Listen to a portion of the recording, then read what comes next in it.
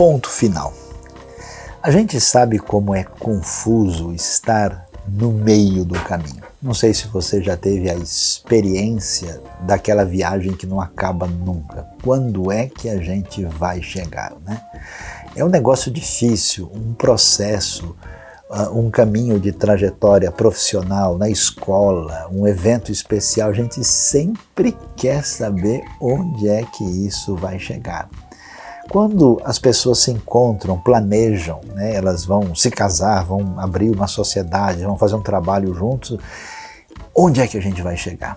Essa necessidade de direcionamento, essa expectativa teleológica, ela faz parte da nossa realidade.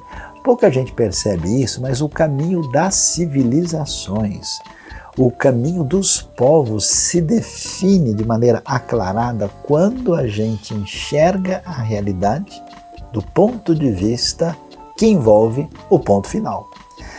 E quando a gente percebe direitinho de onde vem essa ideia, olha que coisa extraordinária, ela vem das Escrituras. Porque o Deus que se revela nas Escrituras se revela como aquele que é o Senhor do tempo.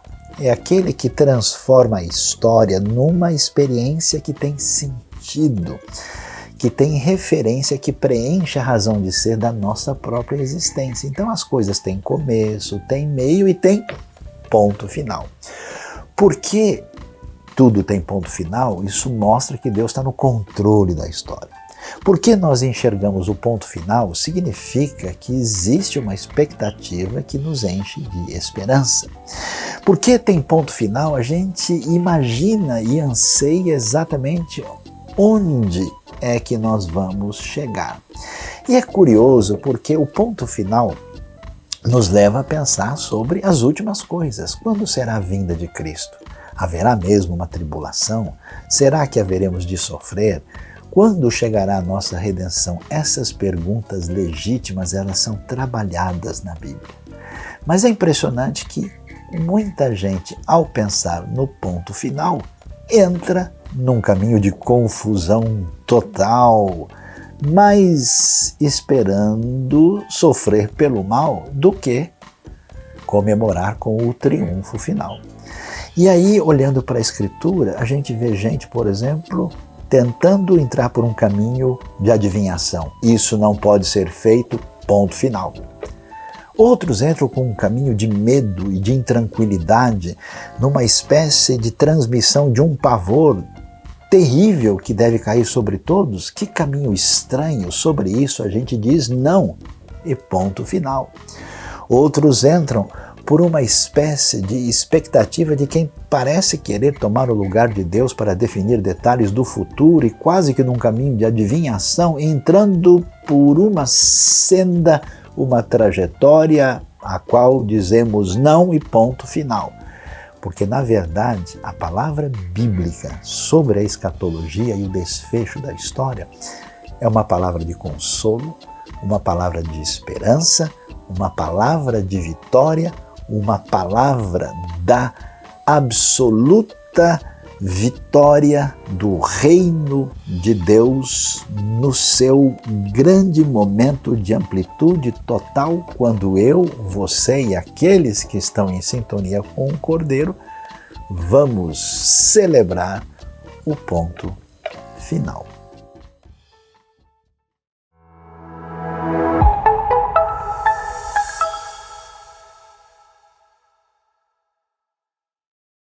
Hoy es un día de celebración, día de alabar, de adorar a Dios, de recordar lo grande que es Él y de lo mucho que ha hecho en nuestras vidas. Entonces vamos a cantar, vamos a alabar, vamos a decirle lo maravilloso que Él es y cuánto lo amamos. Vamos a celebrar, vamos juntos.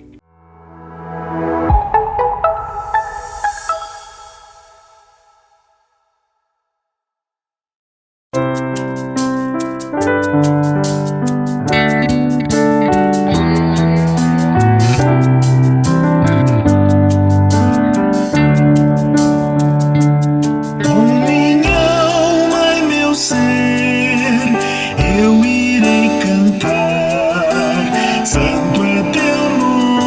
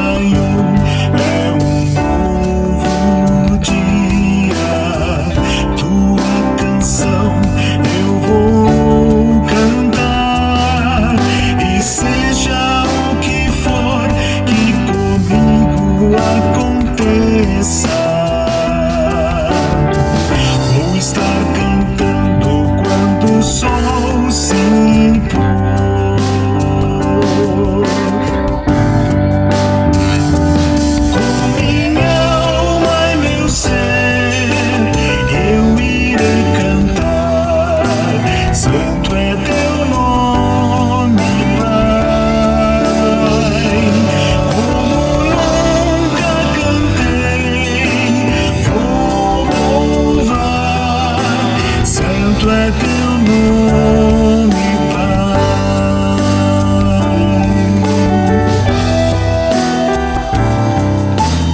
Deus de amor e misericórdia, coração pronto a perdoar. Por tudo isso eu estarei cantando. 10.000 razões eu posso encontrar.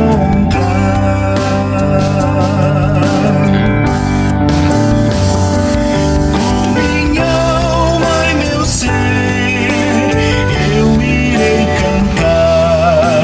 Santo é teu nome, Pai. Como nunca cantei, vou louvar. Santo é teu nome,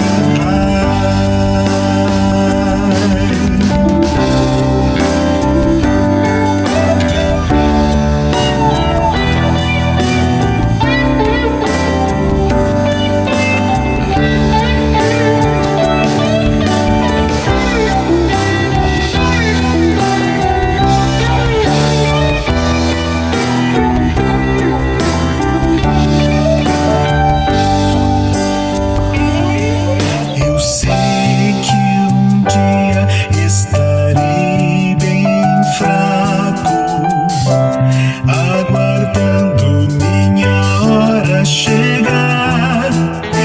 Ainda assim eu estarei cantando por 10.000 anos e por muito mais.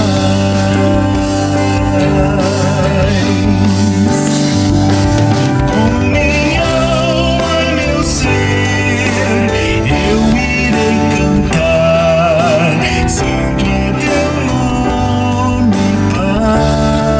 Como nunca cantei, vou louvar. Santo é teu nome, Pai.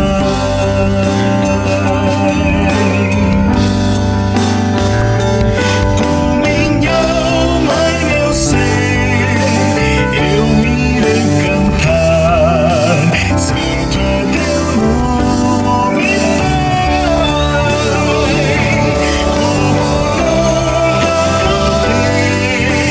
Vou louvar. Santo é teu nome, Pai.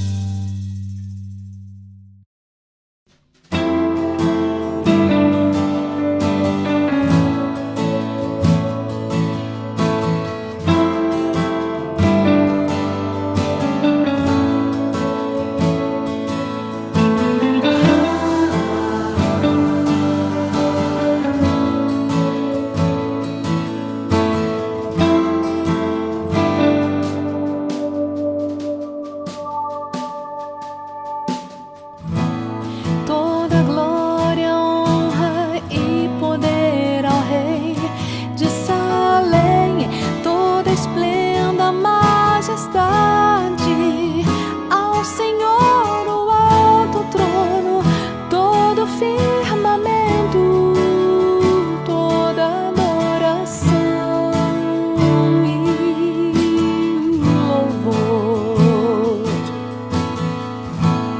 Pois seu reino é reino eterno,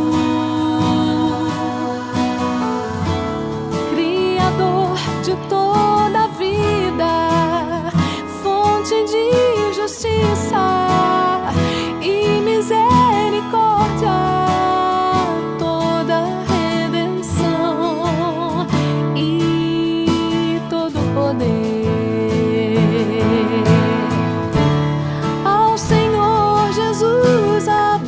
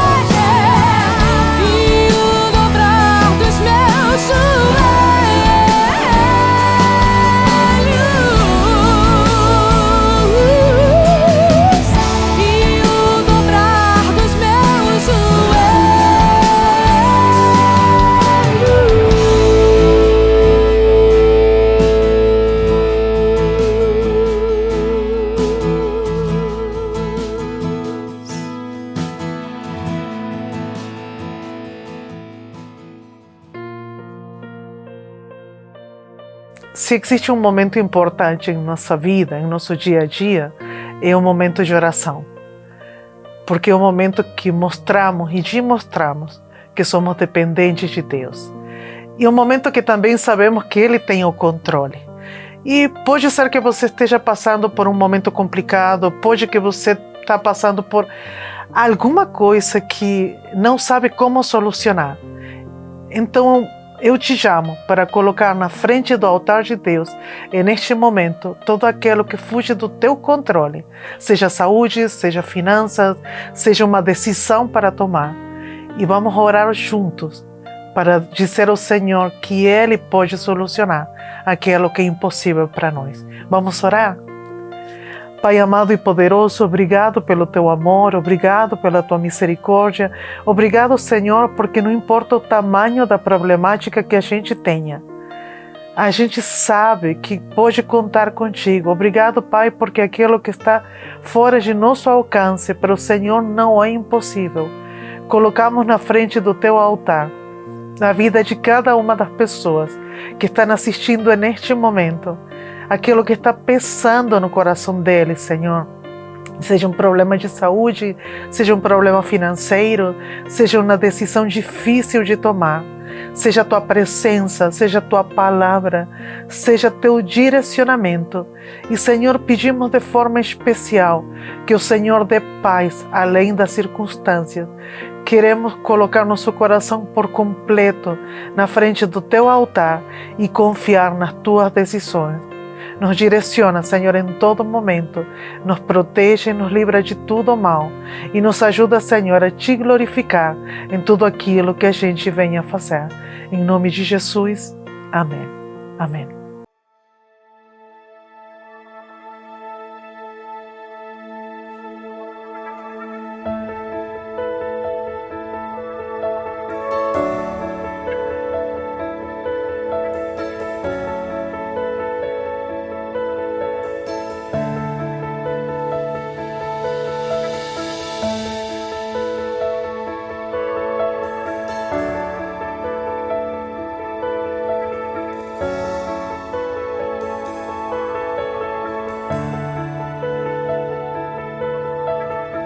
Eu só existo para o teu louvor, mil versos canto para te alegrar. Maravilhoso Deus, e nada pode me fazer calar. Eu canto forte para o mundo ouvir. Maravilhoso Deus,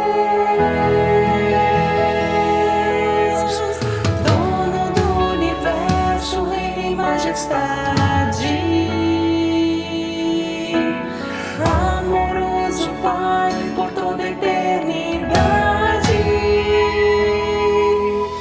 Celebramos teu amor e tua bondade, só para o teu louvor. Viveremos na palavra e na verdade, só para o teu louvor. Declaramos noite e dia nossa alegria.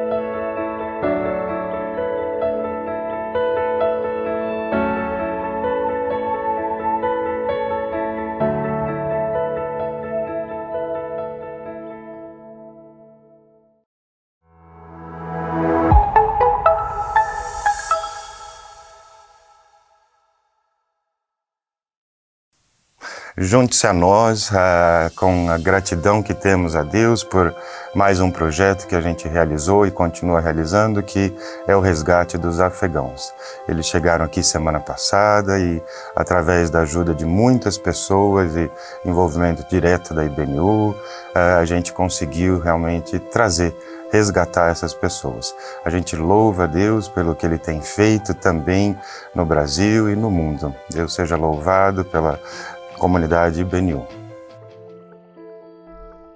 A IBNU foi chamada a servir na expansão do reino de Deus através da pregação na palavra das Escrituras Sagradas, nas suas ações e projetos sociais, cheio de amor do nosso Senhor Jesus Cristo. A nossa oração e desejo do nosso coração é Deus transformar vidas, porque cremos que Ele é o mesmo ontem, hoje e amanhã. A IBNU, colocado em prática a palavra, apoia e participa em dezenas de ações e projetos ministeriais aqui em São Paulo e todo o Brasil, mas também na África, na Europa e na Ásia. Por isso, a sua contribuição e oferta nesses projetos é muito importante para que a IBNU continue a cobrir a sua missão e a sua chamada. Você pode participar nesse sustento dos projetos com alegria, porque, como o apóstolo Paulo diz em 2 Coríntios 9:7, cada um contribua segundo propôs o seu coração, não com tristeza ou por obrigação, porque Deus ama aquele que dá com alegria. Queria convidar você a orar comigo, que Deus abençoe cada oferta, cada contribuição levantada para a expansão do seu reino. Nosso Pai, queremos te agradecer essa hora, porque Tu, um Pai amoroso, Senhor, um nosso Salvador, que nos trouxe da escuridão na luz. Queremos deixar agora, Senhor, cada contribuição, cada oferta, cada amor do coração que dá cada uma pessoa nesse momento, você abençoar e crescer para sustentar cada projeto, cada ação social que a IBNU oferece. Em nome do Senhor Cristo, oremos. Amém.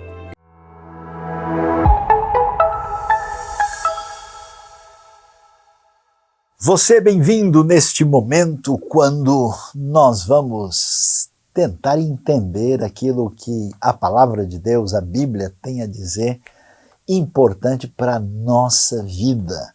E hoje vamos refletir sobre um tema assim, tanto quanto estranho, mas que é importante. Igreja que briga é coisa antiga. Vamos falar sobre o texto de Colossenses, capítulo 3, do versículo 12 até o versículo 17. E para compreender o que as Escrituras, que são referência para aqueles que estão na sintonia da caminhada com os ensinamentos de Jesus e dos apóstolos, vamos então ver o que é que encontramos no texto bíblico. Colossenses 3, verso 12 diz o seguinte: portanto, como povo escolhido de Deus, santo e amado, revistam-se de profunda compaixão, bondade, humildade, mansidão e paciência.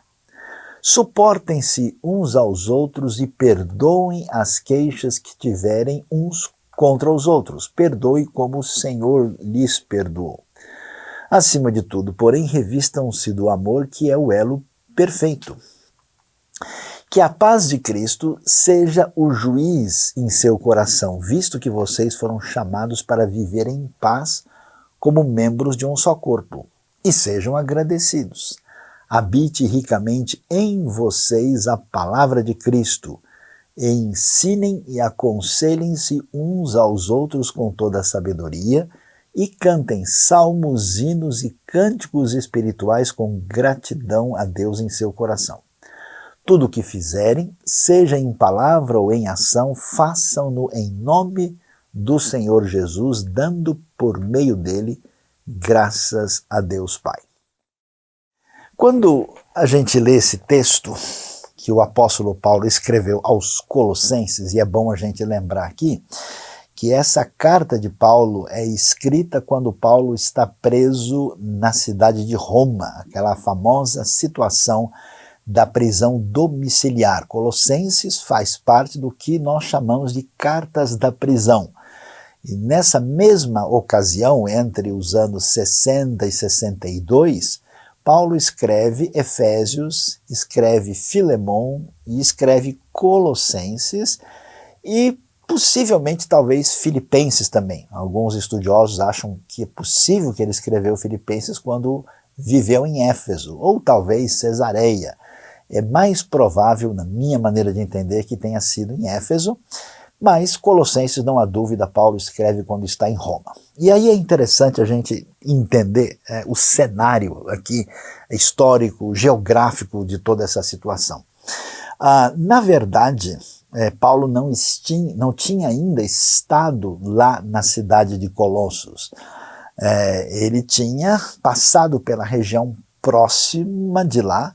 Ele tinha ficado um bom tempo em Éfeso e nós sabemos pela carta que Epáfras tinha levado o evangelho até os colossenses.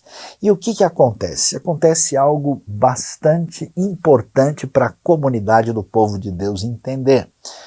Porque às vezes a gente acaba assim tendo uma ideia da fé, da igreja, das pessoas, como se elas fossem aquilo que nunca a Bíblia diz que elas foram. Existe às vezes uma romantização a respeito do comportamento de religiosos que não aparece em nenhum lugar da Escritura.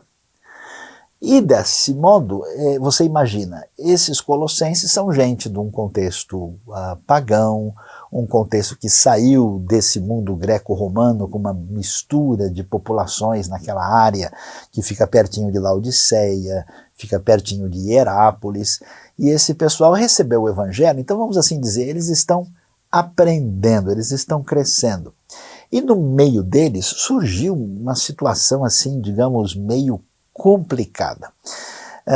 Houve gente que acabou trazendo uma influência que vinha assim das tradições judaicas que se definiram na tradição rabínica, e aquele pessoal que não era judeu, não tinha nada a ver culturalmente com isso, começou a achar que eles precisavam seguir uma série de orientações dessas tradições que não tinham muito a ver com eles mesmos. E além disso, eles viviam num ambiente onde havia muito misticismo, uma confusão com... A gente tinha a época da religião, do mundo romano, com os deuses que você já ouviu falar, aqueles deuses gregos, não tem Zeus, e que recebe o nome de Júpiter no mundo romano. Então, tinha esse panteão, tinha a adoração do imperador, que foi exigida, especialmente na época de Nero, que já é esse período quando Paulo está escrevendo essa carta. E essa época, essa exigência imperial começa a ficar mais acirrada. E, além disso, na região tinha uma mistura de cultos, de origem diferente. Tinha coisa que vinha ali do Egito, tinha coisa que vinha da própria região, tinha todo um negócio de adoração assim da deusa, não muito longe dali. Em Éfeso tinha a questão do templo lá de Ártemis, a deusa dos Efésios, tinha culto de Cibele, tinha cultos de mistério. Então você imagina só a cabeça desse pessoal tentando crescer e aprender na fé. É influência greco-romana, são esses cultos de mistério, mistura de coisas aí dentro desse ambiente da região, e além disso, também essas influências do contexto judaico. O pessoal fez o quê? Uma salada mista complicada e virou uma confusão a tal ponto que essa turma chegou a fazer o seguinte: eles diziam que na comunidade deles tinha um pessoal que era especialmente iluminado. O que acontecia? Parecido com o que acontece hoje. Havia um pessoal que se achava num nível diferenciado. Olha que coisa, eles diziam que eles estavam no nível dos anjos. Que quando eles iam prestar um culto a Deus, fazer uma espécie de cerimônia religiosa, eles estavam no nível em que os anjos faziam, e os outros que eram menos iluminados, eram considerados gente de nível inferior espiritualmente. Essas pessoas estavam numa posição complicada e eram meio que discriminados, rejeitados. Ou seja, a bagunça estava formada. Houve uma mistura de medo da influência dos espíritos que estavam associados aos astros, junto com elementos do calendário judaico, com certas proibições que poderiam envolver coisas de comida e de bebida. Isso vai aparecer com detalhes aí no capítulo 2.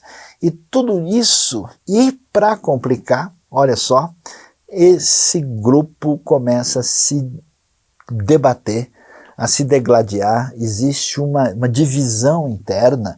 E veja só, igreja que briga é coisa antiga. Por quê? Porque o ser humano é o mesmo ser humano, gente de carne e osso, uns com mais carne, outros com mais osso, tudo a mesma situação, o que mostra pra gente duas coisas muito importantes. Primeiro, que a gente vai ver que essas comunidades da época apostólica, elas eram tão necessitadas de direção como qualquer comunidade nos dias de hoje. Não tem essa coisa que naquele tempo esses primeiros cristãos eram maravilhosos. Não, eles cometeram muitos erros, né? E a Bíblia é muito transparente e direta em dizer isso. E segundo, que os conflitos, né, esse potencial de ruptura, esse potencial de confusão, essa questão, né, da realidade da briga é coisa antiga. Então, quem não lê a Bíblia talvez não saiba disso, porque imagina que a Bíblia é um livro sagrado, cheio de histórias bonitinhas, onde todos viveram felizes para sempre, mas as Escrituras mostram uma outra realidade. E, portanto, esses colossenses estão se desentendendo, e Paulo vai escrever para ensinar como eles deveriam viver em função daquilo que representa a verdade do Evangelho de Cristo Jesus. E é interessante o que ele faz. A gente não costuma pensar desse jeito. Preste atenção. No ensino do Novo Testamento, o pensamento errado geralmente está ligado com a atitude errada. Isso quer dizer que a heresia, que o mau ensino, está associado a um comportamento errado também, que geralmente também está relacionado com algum tipo de problema espiritual profundo da pessoa. Então a gente não deve imaginar que alguém entra por um caminho errado só porque ele não aprendeu direito. Não é verdade que a coisa, vamos dizer, é falta de um conhecimento, de um estudo mais profundo. É necessário um redirecionamento da vida. Por isso Colossenses é tão interessante. Vai falar do aspecto doutrinário, vai falar da necessidade de realinhar o comportamento e vai falar da raiz espiritual desse problema. E aí, como esse negócio de briga é coisa antiga, vamos olhar exatamente o que Colossenses 3 diz pra gente. Olha lá, o texto, na verdade, a carta a gente pode perceber que a partir do capítulo 3 começa uma segunda parte que tem um enfoque mais prático, e no primeiro trecho que vai do versículo 1 até o versículo 11, existe uma orientação, uma convocação do apóstolo Paulo para dizer que essas pessoas tinham que mudar o tipo de vida anterior. E ele faz isso com a seguinte linguagem, né? Ele diz que eles deveriam, né, ter uma atitude de entender que eles morreram para a vida antiga e que eles deveriam fazer morrer tudo aquilo que era pecaminoso, ligado à natureza pecaminosa, a natureza má que existe no ser humano, a sua fragilidade, a sua inclinação para o mal. E quando ele diz isso, ele usa uma linguagem de que eles deveriam tirar, né, como quem tira roupas antigas, roupas usadas, né? Era a ideia de se despir, né? Vocês devem tirar isso, né? Vocês viviam assim, mas agora, versículo 9 diz, vocês já se despiram do velho homem com suas práticas, mas se revestiram do que é novo. Ou seja, nós recebemos uma nova vida, somos nova criatura em Cristo por causa do perdão, da nova natureza que temos através da habitação pela fé do Espírito Santo. Então é necessário redirecionar a caminhada da vida.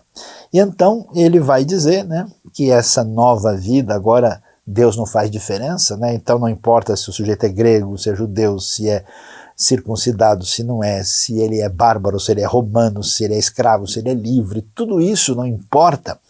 E aí ele começa então a dizer que nessa caminhada, para acabar com a briga, que é coisa antiga, ele vai dizer que eles devem colocar aí um traje novo. Vamos assim nos preparar para essa vida, fazendo esse novo guarda-roupa, essa retomada para sair do ringue, né? Vamos deixar aqui essas armas que envolvem esse conflito para ir na direção de uma celebração da nova vida em Cristo.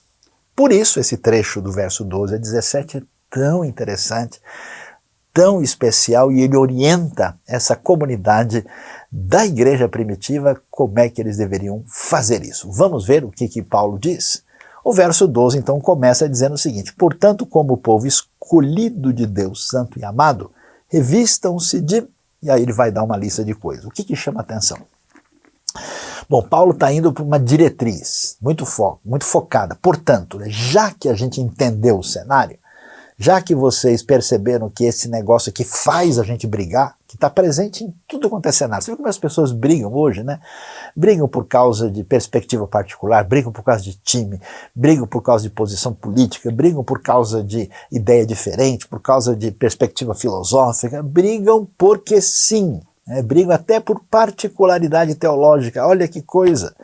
Então, ele vai dizer que agora eles devem lembrar de três coisas: que eles são povo escolhido, palavra grega eklektos que aparece lá, eles são também considerados o que é chamado de hagios, santos, e também agapetos, que é amado, né? Um povo escolhido, santo e amado. E aí é interessante, como é que a gente vive a vida cristã, que atitude é importante que eu decida para acabar com a briga. A ideia da Bíblia é que eu preciso ter a conscientização do que é que Deus fez em mim através de Cristo. O que Deus fez em nós? Então, veja bem, não existe espiritualidade que não seja derivada de uma boa teologia. Não é possível tentar consertar a vida através de esforços e decisões e posturas como se a gente diz, não, amanhã a coisa vai ser diferente. Precisa entender não muito da gente, mas do que Deus fez e do que Deus faz. E o que eles precisam entender? Uma coisa extraordinária, que eles são escolhidos, que eles são santos, que significa separados, e que eles são, ainda mais do que isso, amados. Agora pense bem, nesse mundo romano antigo, onde a maioria dessa população é de gente mais simples, muitos deles na condição de escravos, você compreender que o Criador do universo, o Senhor, né, o Pai de nosso Senhor Jesus Cristo, o Criador e sustentador de todas as coisas, Ele escolheu você.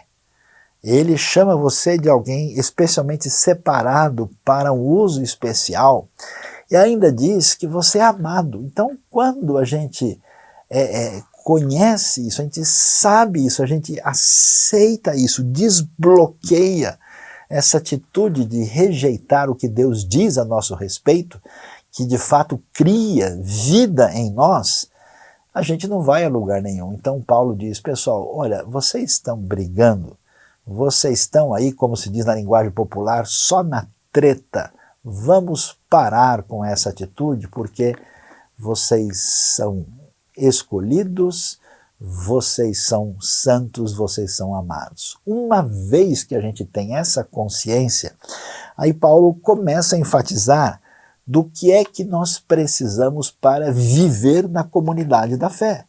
O que é necessário? Ele vai dizer aqui que precisamos de 5 elementos.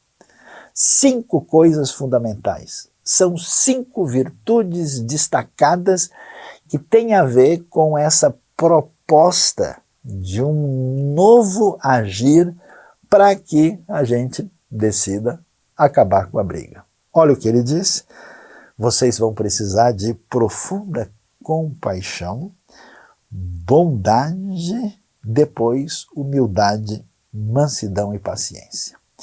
Isso significa que nós temos aqui, na verdade, 2 tipos de qualidades, de virtudes que precisam ser procuradas. São atitudes que nós tomamos mediante essa consciência do que Deus fez em nós ou por nós, e a gente como quem abre um guarda-roupa para colocar uma nova roupa diferente do que a gente estava colocando antes. Por isso esse revestir-se.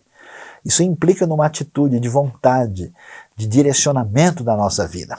E ele vai dizer 2 coisas. Uma é a palavra profunda compaixão, do lado da palavra bondade.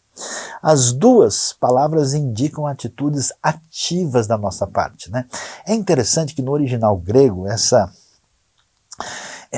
profunda compaixão tem a ver com entranhas, né? Sentimento entranhável, do profundo máximo que a gente tem lá, que tem a ver com a atitude que se verifica diante de quem precisa de misericórdia. Olha, preste atenção.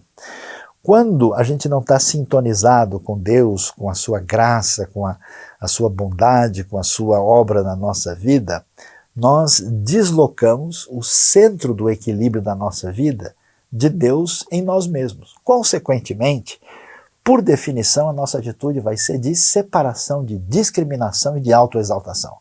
Porque você ocupa o lugar de Deus. Consequentemente, você vai separando as pessoas que de alguma maneira não são como você para colocá-las no andar de baixo.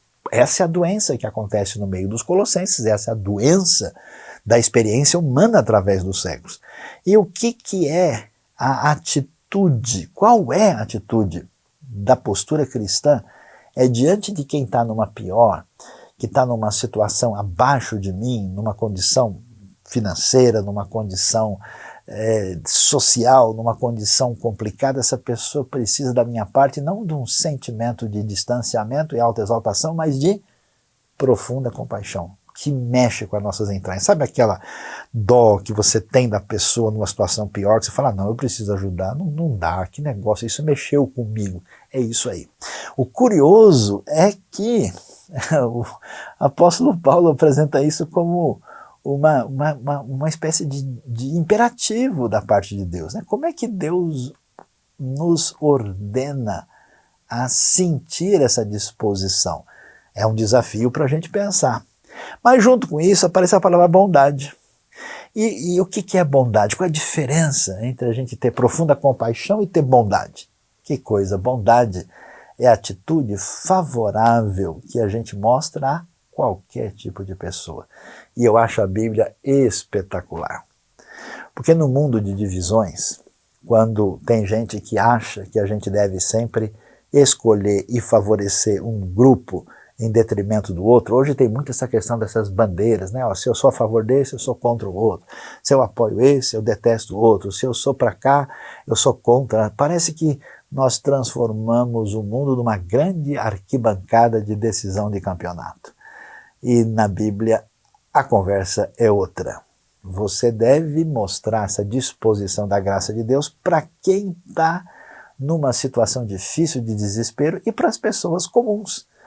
Todo mundo necessita dessa bondade de Deus. Eu não vou deixar de negar a bondade porque alguém é mais rico, porque alguém tem melhor formação, porque essa pessoa parece socialmente superior. A bondade, a gentileza, a atitude favorável se destina a qualquer tipo de pessoa. É a santa revolução do amor divino encarando o mundo dividido. E, na sequência, é interessante, as outras 3 virtudes aparecem no texto. Nós temos lá a postura de mansidão, temos a postura de humildade e a postura de mostrar paciência. Essas virtudes são diferentes.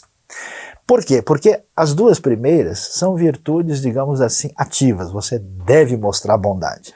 Você deve mostrar essa atitude de profunda compaixão. As outras 3 não. As outras 3 não são posturas ativas, são posturas passivas. A questão é como é que a gente reage. A nossa vida, a nossa espiritualidade não se mede apenas por aquilo que a gente está fazendo, mas quando a gente é atingido, será que nesse momento, quando a coisa assim fica complicada na vida, a gente parte para a briga? Essa é a questão. A reação que Paulo nos apresenta é bem diferente. A atitude de humildade, tão característica do próprio Senhor Jesus, que diz: eu sou manso e humilde de coração, né? Que é a postura de não querer fazer valer a sua opinião, a sua vontade, a sua atitude de querer sempre estar por cima do cenário, né? Baixar a bola, baixar a cabeça, ser humilde e aceitar certas situações sem lutar com a força da própria carne, dos sentimentos negativos que são raízes da briga. E a atitude de mansidão e paciência, que são coisas parecidas, né? A atitude de mansidão que envolve essa capacidade de reagir tranquila e positivamente, sem precisar, né, mostrar que você é dono da situação, e às vezes até mesmo sabendo ficar calado mesmo quando você está certo, né? E a paciência ainda é mais ampla, né? É a atitude que envolve essa mansidão temperada com perseverança. Ou seja, o teste para nós, porque nós vivemos na comunidade do povo de Deus, é como é que a gente lida com os ataques dessa comunidade do povo de Deus quando a gente é atingido pessoalmente, se a gente devolve, digamos assim, na atitude carnal, ou a gente aprende o caminho da humildade, o caminho da mansidão e o caminho da paciência. Isso é mais difícil não quando a gente está numa posição de precisar se defender, mas atenção, o desafio maior é quando a gente está certo. Quando você tem certeza que a sua postura foi correta, que você foi legítimo, que você foi honesto, que você teve boas intenções, que o seu pensamento está correto, que a sua postura está biblicamente defensável, aí é que você sobe nas tamancas, perdoe-me a expressão popular, e aí chega junto para mostrar que você é o rei do pedaço. Não é esse o caminho. Diante desse cenário todo que Colossenses nos apresenta, Paulo vai aprofundar essa percepção e vai dizer algo incrível, impressionante. No verso seguinte ele vai dizer o seguinte, ó: suportem-se uns aos outros e perdoem as queixas que tiverem contra os outros. Perdoem como o Senhor lhes perdoou. E aí a gente vai descobrir agora se a gente é ou não discípulo de Jesus. Porque a questão é a seguinte: quando as coisas se complicam, a gente tem 2 caminhos perigosos. Um é você se ofender de tal maneira no desencontro com o outro que você simplesmente não quer mais falar com a pessoa, você vira a cara, você deleta a pessoa, você age de uma maneira que é uma espécie de escapismo infantil. Ou você se deixa dominar pela ira, pela raiva e vai lá para bater pesado para mostrar quem é que sabe. Então a pessoa perde a compostura, agride o outro, fala um monte de coisa que não devia. Ou seja, existe o erro daquele que sobe o tom e grita bem alto e aquele que silenciosamente foge calado.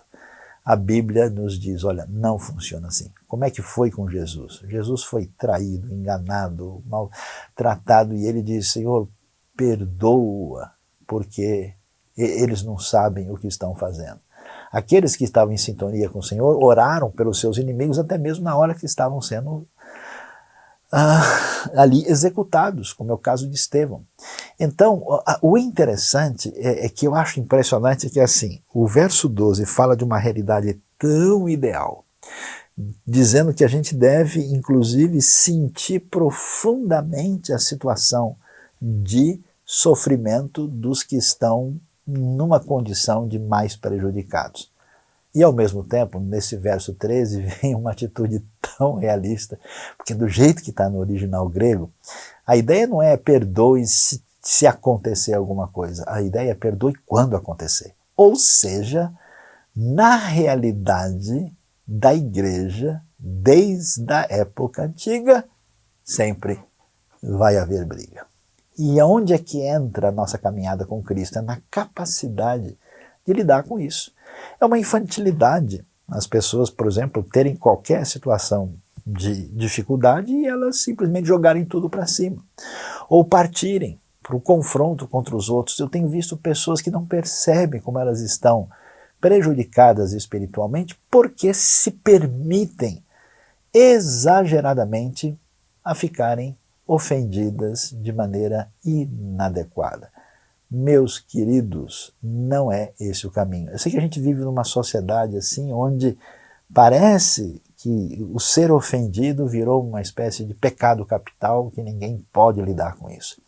Na Bíblia, o caminho do desentendimento é o perdão. Claro que você não quer dizer que você vai concordar com a pessoa, você pode continuar tendo ideias diferentes, mas você não precisa quebrar o vínculo fraternal da fé. Por isso ele diz, olha, se o Senhor perdoou vocês do jeito que ele perdoou, como é que vocês podem negar essa realidade? Quer dizer, se alguém prega o Evangelho e anuncia a verdade de Cristo, a essência desse Evangelho é o perdão, como é que essa pessoa nega perdão? Então ele está como quem está negando tudo o que nós vamos encontrar na proposta do Evangelho. E é muito significativo ver o verso 14, que vai dizer que acima de tudo revistam-se do amor, que é o elo perfeito. A figura aqui é muito interessante, né? A gente tem aqui uma atitude de fechar a roupa da festa, né? Dar o toque final. Porque as 5 virtudes, elas estão aqui, né? O que é o vínculo da perfeição? O que é aquilo que une perfeitamente? Quer dizer, o que está lidando com as 5 virtudes é a diretriz maior da fé cristã, que é o amor. Ou seja, se vocês são seguidores de Cristo Jesus, que ele é a demonstração máxima do amor de Deus por nós, não é isso que a gente diz? Deus amou o mundo de tal maneira que deu o seu Filho único. Então o amor é o caminho pelo qual se deve levar a diretriz da fé na hora quando a gente vê essa coisa de briga, que é coisa antiga. Aí a gente chega na segunda parte do texto, a partir do verso 15. E olha que coisa interessante, vem conselhos práticos, o que é que a gente deve fazer. Esse verso 15 muitas vezes tem sido mal entendido e mal interpretado. O que diz o texto? Diz que a paz de Cristo seja o juiz no seu coração, visto que vocês foram chamados para viver em paz como membros de um só corpo. A gente, quando ouve falar da paz de Cristo no nosso coração, opa, você fala, que coisa, eu senti a paz aqui, nossa, eu estou com a paz no meu coração. Paz aqui não é sentimento interior. Paz aqui não é a palavra no sentido psicológico, a palavra eirene, que tem por trás da palavra shalom do hebraico, tem ideia mais ampla. E nesse caso, paz significa fim da briga, dessa coisa antiga. Quer dizer, quando na comunidade da fé surgir situação de desconforto, de desentendimento, de complicação por perspectiva diferente, a gente tem que sempre usar como juiz para a decisão a paz de Cristo. Ou seja, vocês foram chamados para viver em paz como membros de um só corpo. Ou seja, nunca faça nada para dividir a igreja, para dividir o povo de Deus. Não faça das suas particularidades um cavalo de batalha para fazer imperar a sua vontade. Aprenda a conviver com os outros. Aprenda a viver em comunidade. Tenha uma atitude de ovelha e não uma atitude de bode. Tenha uma atitude de quem faz parte do corpo e não como quem tem espírito de porco.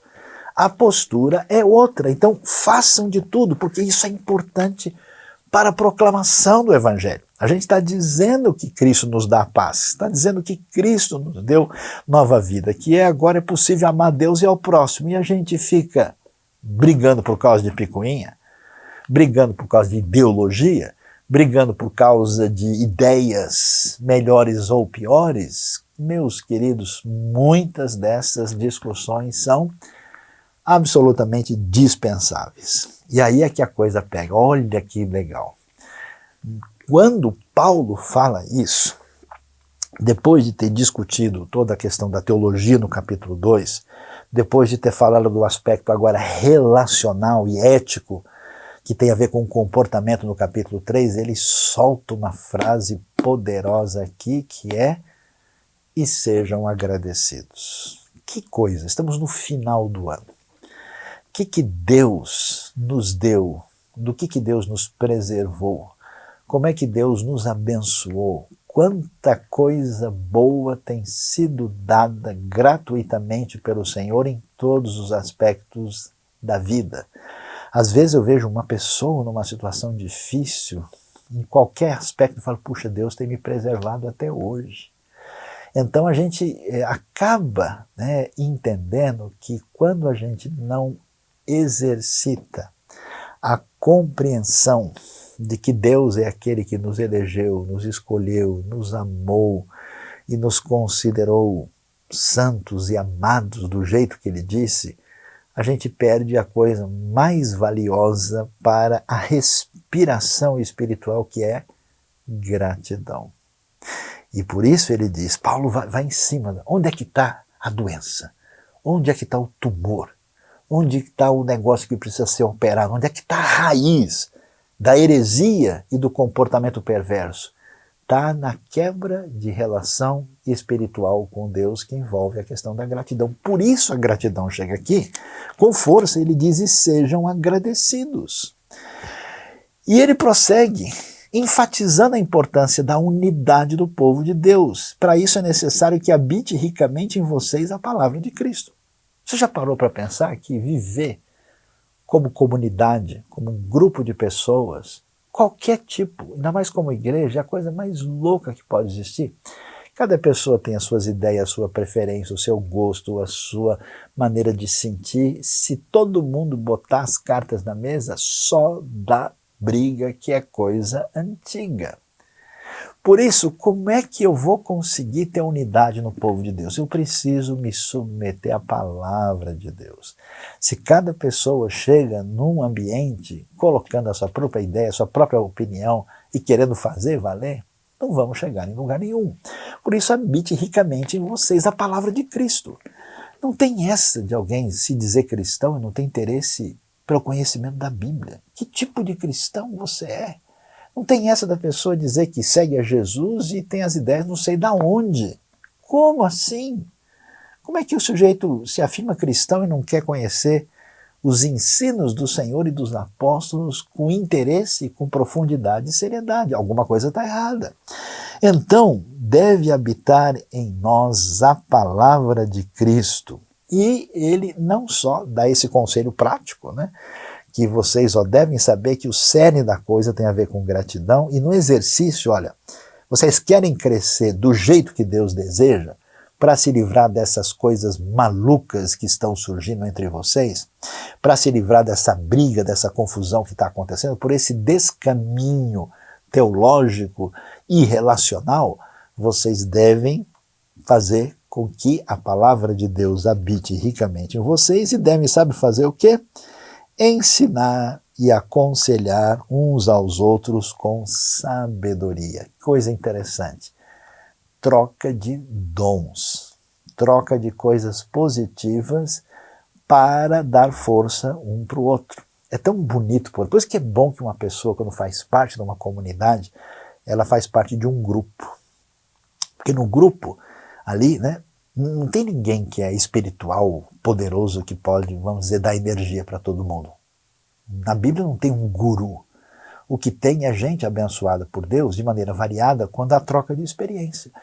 Então né, aconselha, ensina, quer dizer, essa troca, quanto mais gente puder estar aconselhando e ensinando, dando uma força, ajudando a caminhar, esse caminho é o caminho da comunidade.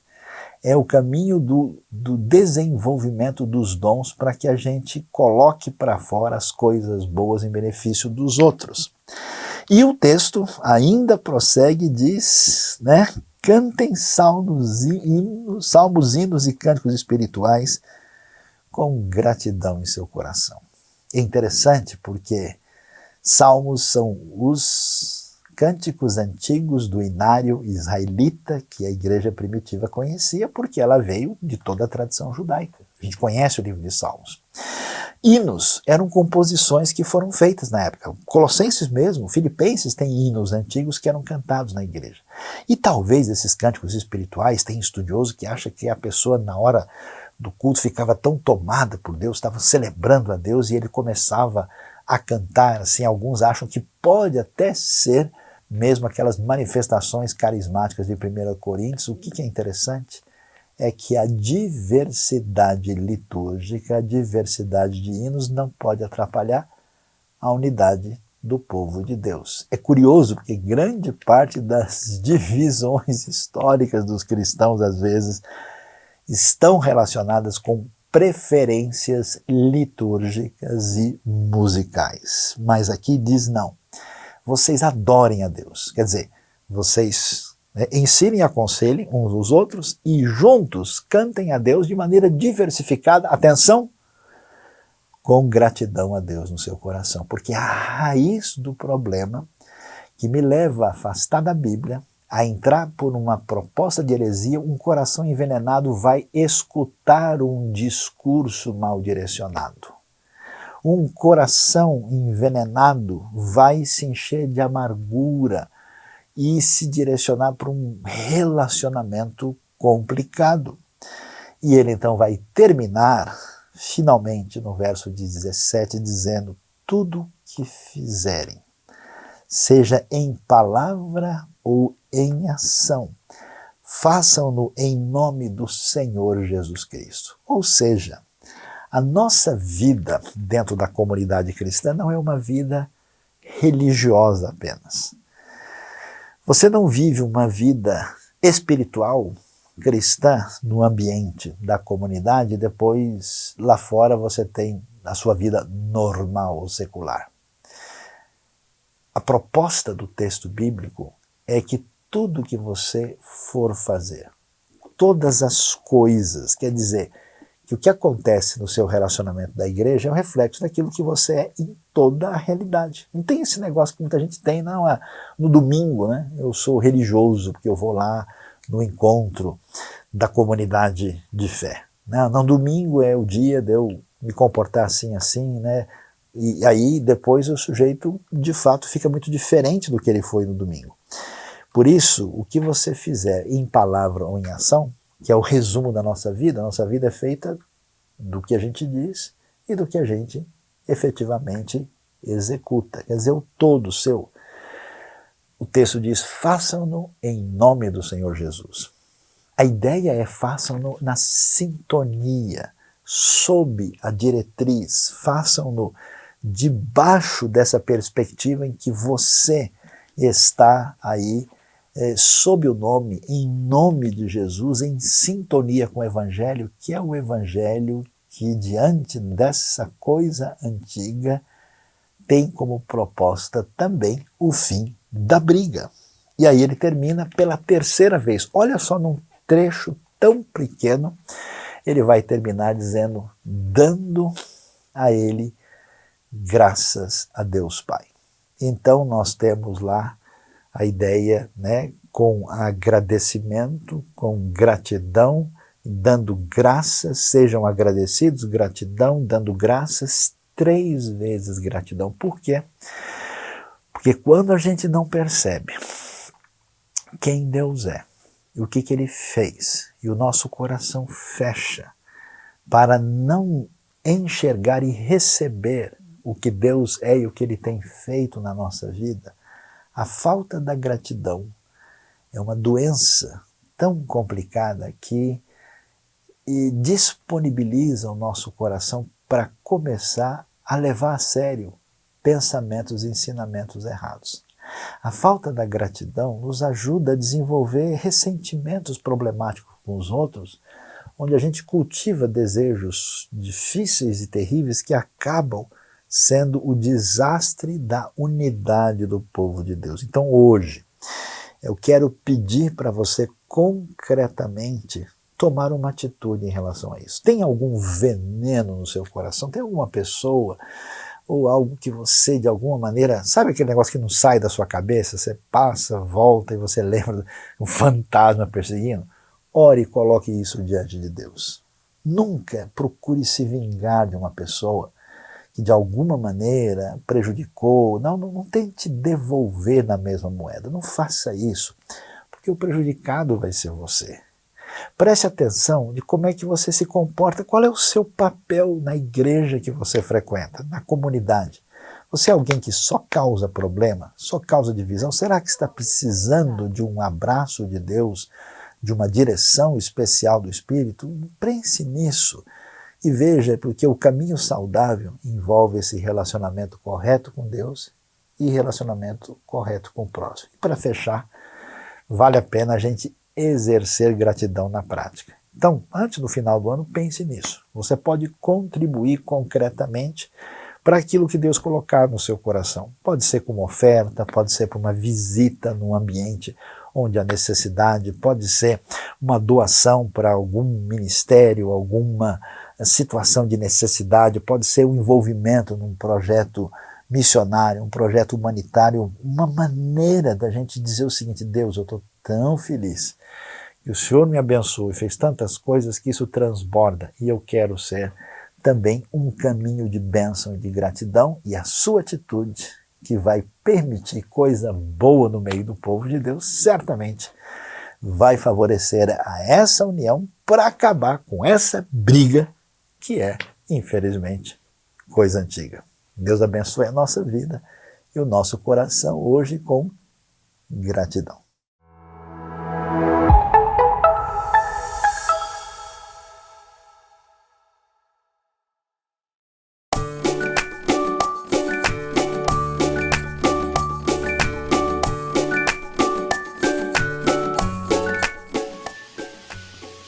Oi, criançada, tudo bom? Olha o que eu tenho para vocês hoje, uma folha de papel. Parece tão simples, né? Uma folha de papel. Ah, mas com uma pitadinha de criatividade, a gente pode fazer tanta coisa com essa folha. E vocês sabem o que eu vou fazer com essa folha? Eu vou fazer uma das coisas que eu mais gosto de fazer no mundo, contar para vocês uma história. Pensem bem. Essa folha de papel toda em branco, sem um lapisinho de cor, sem uma dobradinha, nem está recortada. Ela nos lembra muito, sabe o quê? A nossa vida, assim que a gente acabou de nascer. Quando a gente acaba de nascer, a gente ativa essa folha em branco. Nada aconteceu ainda na nossa vida, né? Tá tudo começando, ainda tem várias coisas para acontecer. Mas aí, o que acontece? O tempo vai passando, a gente aprende a falar, a gente depois aprende a andar, depois aprende a desenhar, a pintar. E olha, coisas vão acontecendo na nossa vida e vão nos marcando. Ó, vão mudando a gente, vão deixando marcas na nossa vida. E aí, vocês imaginem só, coisas vão acontecendo, vão mexendo com a nossa história e vão mudando as nossas vidas.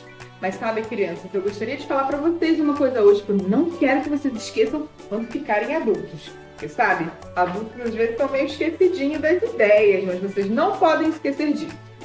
Às vezes, quando a gente vai ficando adulto, a gente vai esquecendo de algumas coisas que realmente importam. Isso às vezes acontece até quando a gente é criança, sabia? Às vezes a pessoa começa a trabalhar, o que é uma coisa muito boa, né? Trabalhar é bom, se esforçar, conseguir coisas com seu dinheiro. Mas acontece que às vezes quando a pessoa vai começando a trabalhar e ter sonhos, ela vai desejando muitas coisas. Por exemplo, alguém trabalha, começa a juntar dinheiro para comprar um carrinho.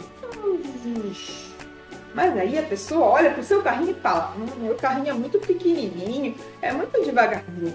Eu queria mesmo era comprar um carrão muito rápido para me mostrar para os meus amigos. E aí depois, às vezes, a pessoa pensa: mas o carro não é suficiente, sabe? Eu queria mesmo juntar bastante dinheiro para comprar uma casa bem grandona. Mas eu não quero uma casinha, não. Eu quero uma casa enorme, com piscina, com um monte de coisa. E aí a pessoa, às vezes, está lá com o carro, com a casa, com um monte de coisa que ela vai conseguindo e pensa: ai, ainda estou tão feliz, ainda estou sentindo um vazio aqui tão grande. Tive uma ideia. Às vezes alguns pensam assim: eu vou fazer, sabe o quê? Eu achei que eu ia ser feliz se eu tivesse no carro, em casa, mas acho que eu estou precisando mesmo de uma coisa nova, uma coisa diferente. Quer saber? Eu vou pegar um avião, vou viajar pelo mundo e aí sim eu serei muito, muito, muito feliz. E aí a pessoa vai, conhece um país, conhece outro país, viaja por tudo que é canto, até que um dia percebe que mesmo com todas essas coisas conquistadas, ela ainda não está tão feliz. Isso também pode acontecer com você. Às vezes a gente criança fica pensando: ai, quando eu conseguir aquela nota boa, eu vou ser feliz. Ah, quando eu conseguir aquele brinquedo que eu quero, eu vou ser feliz. Ah, quando o meu coleguinha parar de implicar comigo, aí eu vou ser feliz. Mas será que é bem por aí, crianças? Às vezes a gente vai tentando pensar esse monte de coisa que vai nos deixar feliz, mas a gente percebe, que nada. Essas coisas nem sempre trazem felicidade. A gente se sente, olha, como um avião sem asas, né? Porque a gente está muito concentrado olhando nas coisas aqui de baixo, ó. Só as coisas aqui da terra que eu posso conseguir. E às vezes, quando a gente fica muito triste, a gente lembra que existe algo muito mais importante lá em cima, as coisas que realmente importam, as coisas do céu. Não espere ficar tão triste para lembrar disso, que existem coisas mais importantes lá no céu. E lembre-se também que, olha só, a nossa verdadeira felicidade a gente só pode encontrar, olha, em Jesus. Jesus que morreu na cruz para nos salvar. Só aqui nós podemos encontrar a verdadeira felicidade. E hoje tem um versículo que eu queria falar para vocês, que ele está lá em Isaías 9:6. Esse versículo fala assim: um menino nos nasceu, um filho nos foi dado, e o governo está sobre os seus ombros. E ele será chamado Maravilhoso Conselheiro, Deus Forte, Pai Eterno, Príncipe da Paz. Crianças, que versículo precioso! Vocês sabem o que ele nos ensina?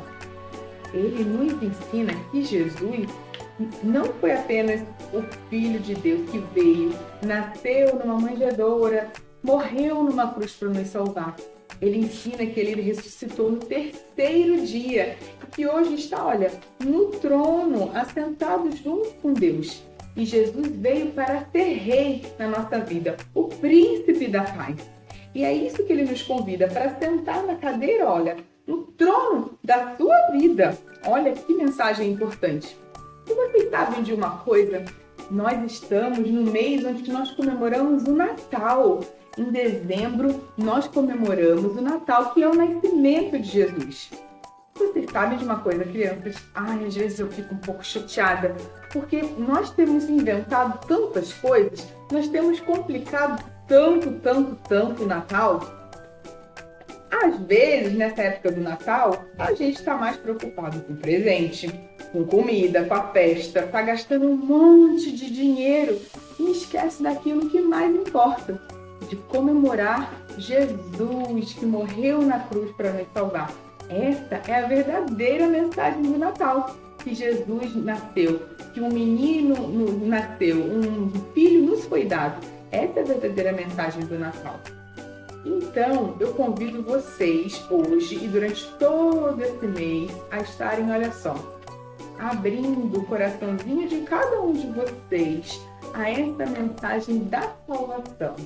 Abra o seu coração a essa mensagem e lembre-se que a nossa verdadeira alegria, esse vazio que às vezes a gente sente dentro da gente, só pode ser preenchido, olha, com Jesus. Só Ele pode preencher o nosso coração. Às vezes, a mensagem do Natal pode até parecer que vai ser complicada, mas ela não é uma mensagem complicada. Ela é uma mensagem simples e é para todos, desde vocês criancinhas até os adultos mais inteligentes. A mensagem do Natal é para todos. E é isso que nós vamos conversar nesse mês. Nós vamos conversar sobre a verdadeira mensagem do Natal, sobre um Natal simples.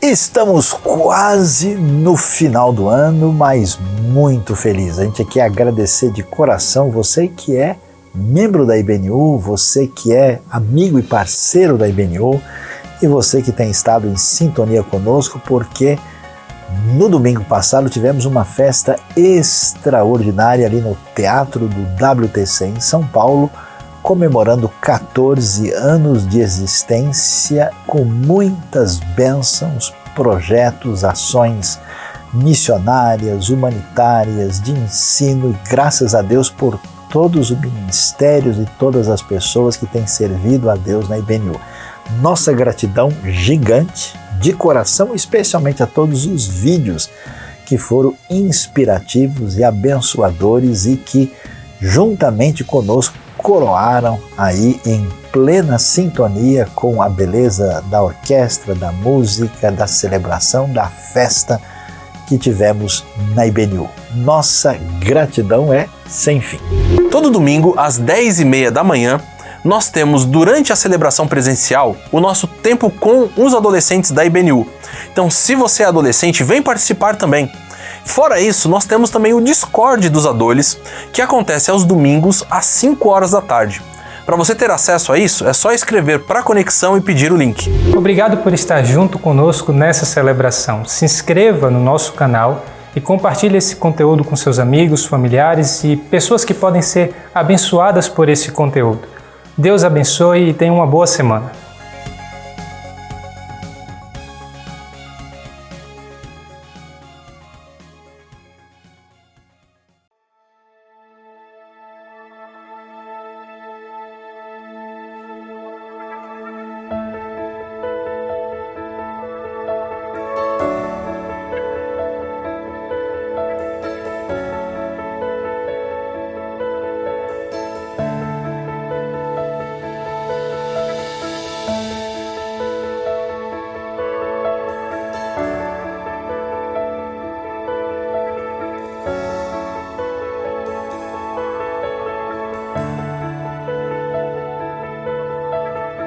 Eu só existo para o teu louvor, 1000 versos canto para te alegrar.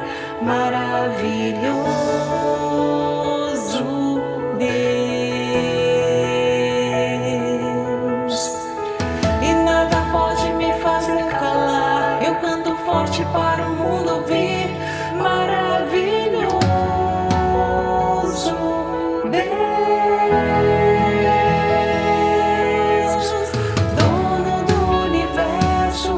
majestade, amoroso